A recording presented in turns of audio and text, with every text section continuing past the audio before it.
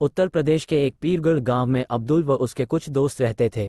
एक दिन ऐसे ही उन सभी के बीच भूत की बात छिड़ गई।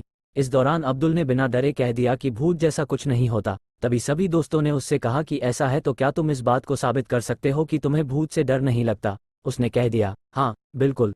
गांव में इस दौरान ऐसी बातें चल रही थी कि पास के ही शमशान घाट में लोगों को भूत नजर आता है। तभी एक दोस्त ने कहा कि ठीक है, तो तुम रात को शमशान घाट जाओ और वहां जाकर कील गाड़ कर आ जाना, फिर सुबह सब मिलकर उस कील को देख कर आएंगे। इतना तय होने के बाद अब्दुल शमशान घाट के लिए निकल गया। रात काफी काली थी क्योंकि वो दिन अमावस्या का था। रास्ते में चलते हुए अब्दुल के दिमाग में भूत की बातें घूमने लगी।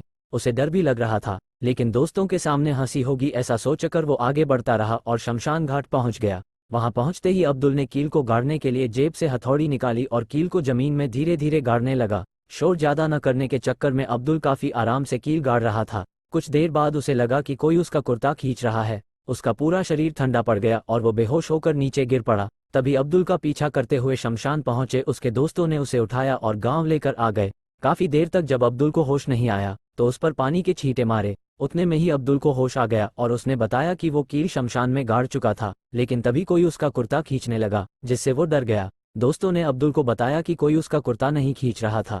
अब्दुल ने पूछा, तो क्या हुआ था? तब उसके दोस्तों ने बताया कि जिस कील को जमीन में वो गाड़ रहा था उसी के नीचे कुर्ता भी दब गया था।